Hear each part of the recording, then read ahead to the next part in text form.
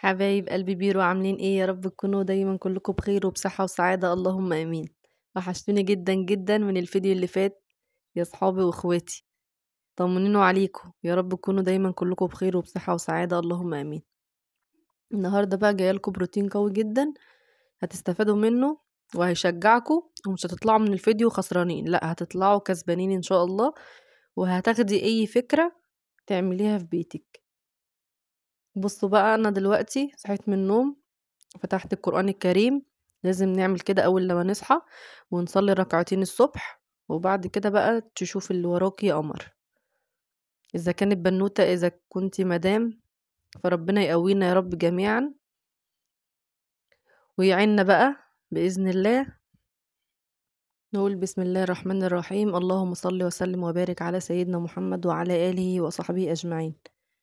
بصوا بقى يا إخواتي، بدأت إن أنا بقى خلصت الصلاة الحمد لله، أشوف بقى اللي ورايا أبدأ. النهاردة عندي شوية غسيل، فبدأت ان انا افتح الشباك بقى، والستارة دي بتبقى بصوا معرفش كمية التراب اللي عليها بقى، بتيجي من الجو بقى طبعا وكده. فانا بدأت انفضها بقى، وطبعا الحتة دي بتبقى بجد مليانة كلها بتاعت اللي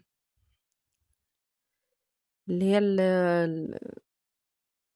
اليمام بقى وكده، والحمام بيعمل حمام بقى على الستارة وعلى السور، بيبهدل لي الدنيا، الله ينور. بجد يعني مش عارفة، بس الحمد لله ربنا يدينا الصحة والعافية، اللهم امين، ونعمل اكتر واكتر كده. بصوا بقى، بدأت ان انا على طول بقى بسرعة ان انا انضفه كده، بجيب رغوة كده هوت بتاعت بريكس وحتة نظيفة. بصوا لو تبصوا كده قدام الشباك اللي قدامي ده، بصوا الحمام عامل ايه، عامل عشة كده، او اليمام عامل عشة كده ومبهدل الشباك خالص، بس شكلهم مش موجودين. ف... فانا بصراحة من الناس اللي بتخض من اليمام على طول لو جه.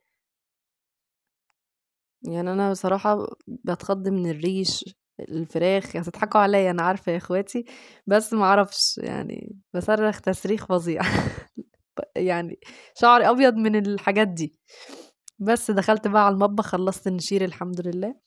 خش بقى على المطبخ، وانا بقى بعمل ايه، بحوش الزيت عشان هعمل احلى صابون معاكم باذن الله في القناة، وهتشوفوا برضو يعني بجد بجد هيعجبكم.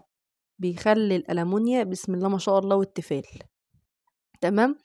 فانتوا برضو حوشوا برضو كده الزيت، واعملوا معايا بجد، يعني احسن من ان انت تجيبي صابونة. آه عايزة اقولك دلوقتي ما بقتش رخيصة، بقت ب5 جنيه الصابونة بتاعت المواعين دي، وكمان مش حلوة، صغيرة وما بتقعدش.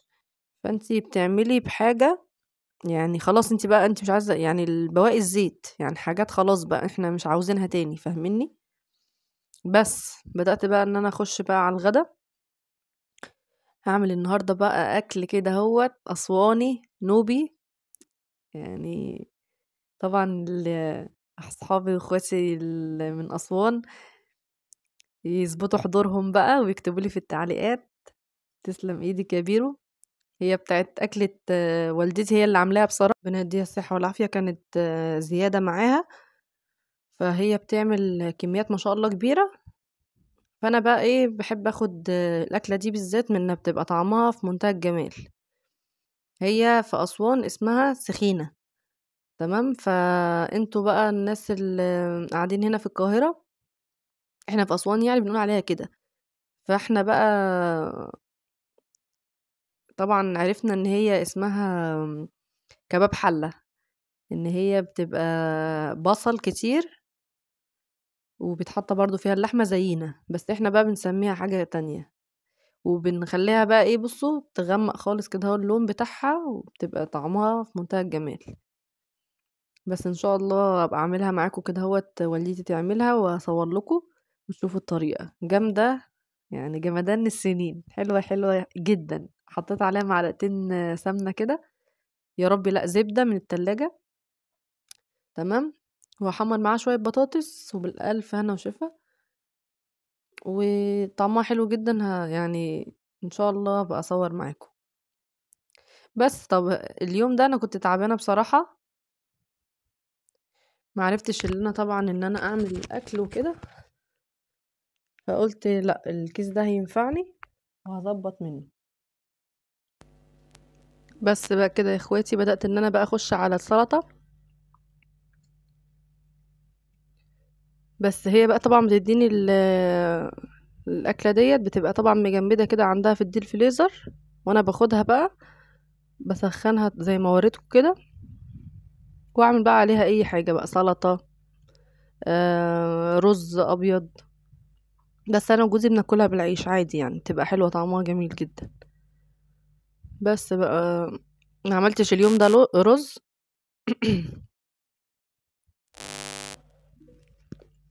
فبدأت ان انا بقى ايه، ما تعبش نفسي عشان خاطر كنت تعبانه اليوم ده، فعملت سلطه وعملت بس السخينه، وعملت بطاطس محمره. تمام. وهعمل مشروب حلو جدا جدا هيساعد الاطفال، اطفالكم يعني ان شاء الله، ان هما يعني يتغذوا بالمشروب ده. وهتخبي لهم البنجر اللي احنا كلنا مش بنحبه، بس انا مش عارفه بجد الناس مش بتحبه ليه. يعني انا عن نفسي بحبه جدا البنجر. في الدول التانية اسمه الشمندر، لو ناس بتتفرج عليا من الدول التانية طبعا اهلا وسهلا بيكم. يعني بجد انا بخبيه. جوزي لدرجة ان هو ما كانش بيحب الشمندر خالص اللي هو البنجر. ف يعني الحمد لله الحمد لله خبيتهوله في الجوافة. بس عرف بصراحة، هو عرف بس بسيط. قعد يقول لي ده فراولة ولا بعد كده بقى ايه، قلت له بصراحة مرضيش ان انا اكدب عليه، عشان بقى جوزي بقى يعني مش زي الاطفال الصغيرين، يعني ما ينفعش ايه اكذب وكده. فقلت له لا ده كذا كذا، وانا حطهولك عشان خاطر تاخد شوية بقى ايه، يعني لو في انيميا ولا حاجة تروح. مغذي جدا بصراحة. تمام. بس بدأت ان انا اغرف كده هوت الرز والسخينة كده والسلطة، والف هنا. تعالوا اتفضلوا معايا يا اخواتي. بس فكرة غدا هيت حلوة جدا طبعا للناس اللي بتتابعني من أسوان، النوبة. وطبعا بتبقى حلوة جدا جدا بصراحة، غدا خفيف وفي طعمه حلو بصراحة. بس ارجع لكم بقى الموضوع العصير ده، يعني هينفع الأطفال جدا وهيساعدهم ان هم كده ايه يشربوا العصير، وفي نفس الوقت انت حاطه لهم كده ايه، آم، يعني حاجات غذائية في العصير. طبعا انتوا عارفين بقى فوائد البنجر بقى وفوائد الجوافة. تمام. فانت ممكن تخبي برضو، عندي فكرة برضو تاني يعني ان شاء الله اعملها الفيديو الجاي، ان انا بحط برضو مع الجوافة والبنجر، بحط قطع شمام على قطع جوافة، على قطع قصدي فراولة، قطع موز، تخليه كوكتيل بقى. فان شاء الله اعمله معاكم ان شاء الله. بجد برضو هيفرح الولاد، هيفرح بقى اولادكم وفي نفس الوقت هيشربوا العصير، عشان فيه كل القيمة الغذائية والعصير هيبقى بصوا مليان قيمة غذائية، انتي حاطه لهم كل القيمة الغذائية جوه العصير. فانتي حاولي تعملي كده، بيبقى لونه حلو جدا والله.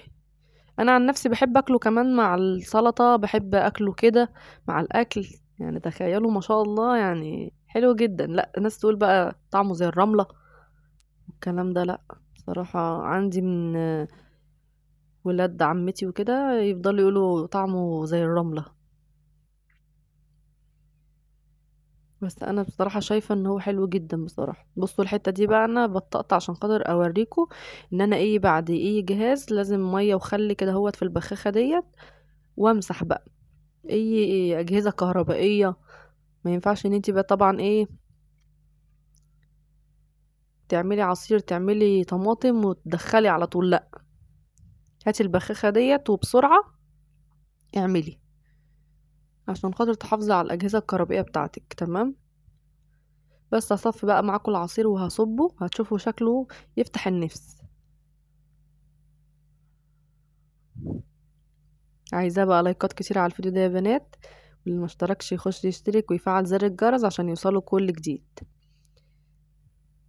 يعني دوسي على زر الجرس اللي هو الكل عشان يوصلك ايه جديد مني بإذن الله بنزله. بصوا بقى لازم يصفى كويس عشان خاطر القشور والحاجات ديت ايه طبعا بتضايقنا. بس كده احلى عصير الحمد لله. جوزي بقى ايه يشربه وانا طبعا بموت فيه عشان خاطر الانيميا وكده نحافظ على نفسنا. انتوا عارفين بقى الانيميا بقى وبجد كل مضاعفاتها وحشة جدا، تخلي الدماغ يعني يكفينا الشر يعني دماغك تبقى وجعاكي ومصدعة وعينك مزغللة وفي دوخة. فربنا يكفينا يا رب تعب الأنيميا اللهم آمين، ويكفينا شر المرض اللهم آمين. فبجد يعني نحصن نفسنا بالحاجات اللي هي كلها فيها حاجات غذائية، وولادنا كمان يعني ولادكم إن شاء الله حاولوا ان انتوا تدخلوا لهم ايه العصير كده. تمام.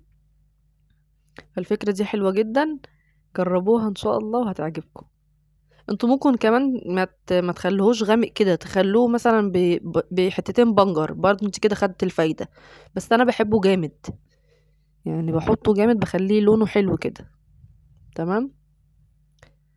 بس كده انا خلصت الحمد لله المعركة بتاعة الاكل. دخلت بقى على احلى معركة بالنسبة لي عشان انتوا معايا، والله يا بنات عشان انتوا معايا فيها. فبحب اتكلم بقى معاكم شوية كده عشان خاطر ايه ننجز في المواعين مع بعض. هي مواعين خفيفة مش تقيلة يعني. بس عايزة اشكر البنات الجديدة اللي لسه داخلالي، اهلا وسهلا بيكي. طبعا ستات وبنات اهلا وسهلا بيكي، نورتيني. واشتراكك دوت يعني بيفرحني، وغير الكومنتات الحلوة اللي بتفتح نفسي كده، وببقى مبسوطة جدا وانا برد عليكم. ربنا يخليكم في حياتي يا رب، وابقى عند حسن ظنكم بإذن الله. بصوا بقى، طبعا انا عندي الخلاط يعني كلنا كلنا انا اسفة، كلنا لازم نغسل الخلاط على طول، ما ينفعش احنا ايه يعني نسيبه. انا مجرد ان انا خلصت الغدا وعملت العصير بغسل بقى على طول بقى المواعين اللي هو الخلاط الاول، وبعد كده ببدأ بقى ان انا ايه اخلص بقى باقي المواعين. عشان خاطر الخلاط بالذات كانت والدتي تقولي تغسليه على طول عشان خاطر ما يعني ما ينفعش اصلا يقع في الحوض. سبحان الله انا فهمت بعد الجواز بقى الكلمة دي، كل كلمة والدتي قالتها لي ربنا يخليها لي يا رب، ويخلي كل امهاتكم اللهم امين، ويرحم امهات المسلمين جميعا. يعني ربنا يخليهم لنا يا رب، كل كلامهم بركة وصح. يعني انا كانت والدتي كانت تقول لي ما ينفعش لينا ليه انا واختي الكبيره، يعني كانت تقول لنا ما ينفعش ان احنا نمسح كده هوت وخلاص، لا، او ننفض ونمسح بس، لا ما ينفعش، ما يعجبهاش. ليه بقى؟ فانتوا قولوا لي في الكومنتات كده ليه، يعني ده كده سؤال ليكوا. ف بتحب ان هي هرد عليكم طبعا، هي بتحب ان هي ت... تلمع. التلميع يعني تمسكي الانتيكات وتمسكي الحاجة تلمعيها. ما عندهاش خالص حكاية ان انت تكنسي وتقومي مسحة، لا خالص، ما يعجبهاش خالص. فبجد ده الصح.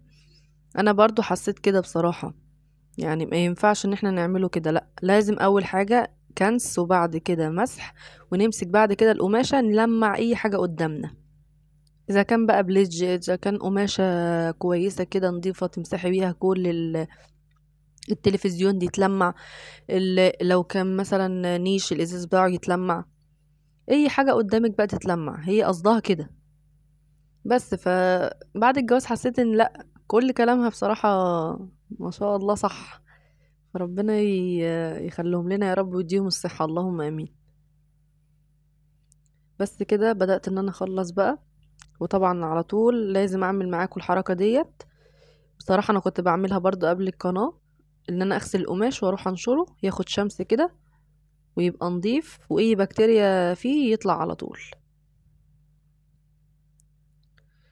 بس انا عندي هي دي الرخامة اللي بشتغل عليها، وعندي طبعا الرخامة اللي عند المطبقية بحاول ان انا بقى اغسلها كده عشان لو فيها اي بقى ردة اي حاجة من بواقي الاكل يتشال، اي طرطشة عصير.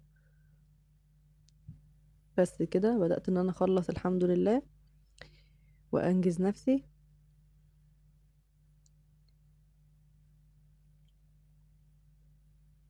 وعايزة اعرف برضو يا بنات الناس اللي معايا من انهي بلد. حطولي كده هوت لو انتي برضو محافظات ايه، محافظة جيزة، قليوبية. عايزة اعرف برضو بتشوفوني من محافظات بعيدة قد ايه. وبكده اكون خلصت الفيديو معاكم. بس هتوحشوني يا اخواتي لحد الفيديو اللي جاي ان شاء الله. وهستنى بقى طبعا رأيكم لو انتوا دقتوا طبعا الأكلة بتاعت أسوان ديت بتاعتنا، لو دقتوها عند حد أصحابكم فقولولي برضو في الكومنتات. ومع السلامة، باي.